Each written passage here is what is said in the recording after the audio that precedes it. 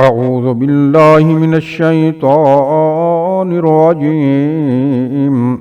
بسم الله الرحمن الرحيم. قال الملأ الذين استكبروا من قومه لنخرجنك يا شعيب والذين آمنوا معك من قريتنا أو لتعودن في ملتنا. قال أولو كنا كارهين قد افترينا على الله كذبا إن عدنا في ملتكم بعد إذ نجانا الله منها وما يكون لنا أن نعود فيها إلا أن يشاء الله ربنا وسع ربنا كل شيء علما على الله توكلنا ربنا افتح بيننا وبين قومنا بالحق وأنت خير الفاتحين.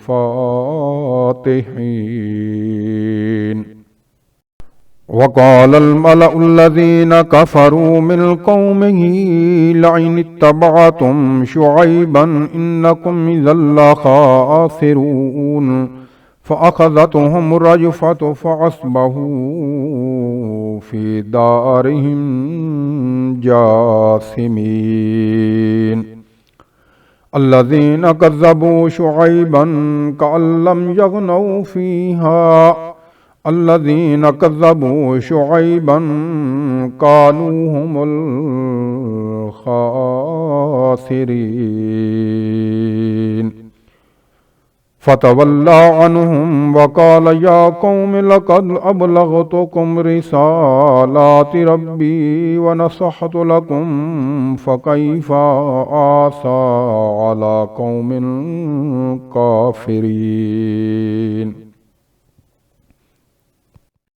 وما أرسلنا في قرية من نبي إلا أخذنا أهلها بالبأساء والضراء لعلهم يضرعون ثم بدلنا مكان السيئة الحسنة حتى وقالوا قد مس آباءنا الضراء والسراء فأخذناهم بغتة وهم لا يشعرون. ولو أن أهل القرى آمنوا واتقوا لفتحنا عليهم بركات من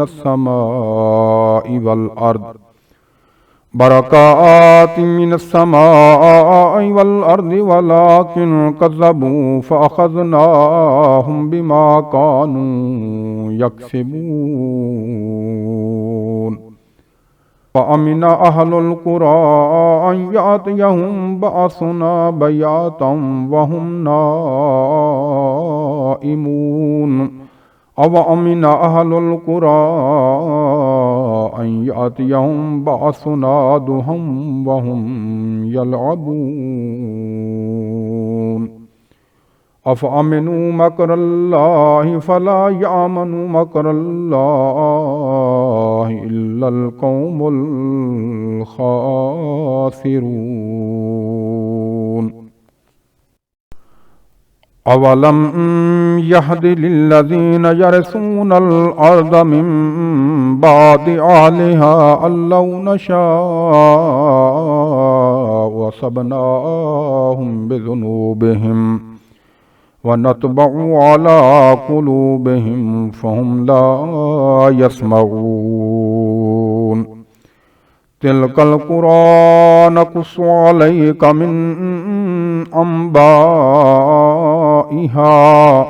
ولقد جاءتهم رسلهم بالبينات فما كانوا ليؤمنوا بما كذبوا من قبل كذلك يطبع الله على قلوب الكافرين وما وجدنا لأكثرهم من أحد وإن وجدنا أكثرهم لفاسقين ثم بعثنا من بعدهم موسى بآياتنا إلى فرعون وملئه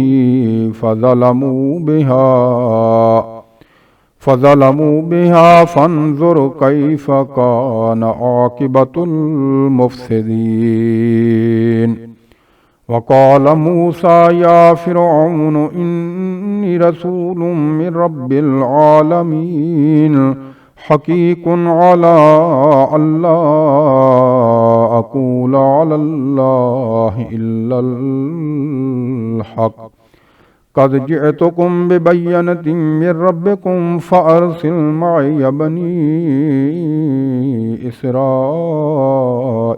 إسرائيل قال إن كنت جئت بآية فأت بها إن كنت من الصادقين فألقى عصاه فإذا هي ثعبان مبين ونزع يده فإذا هي بيضاء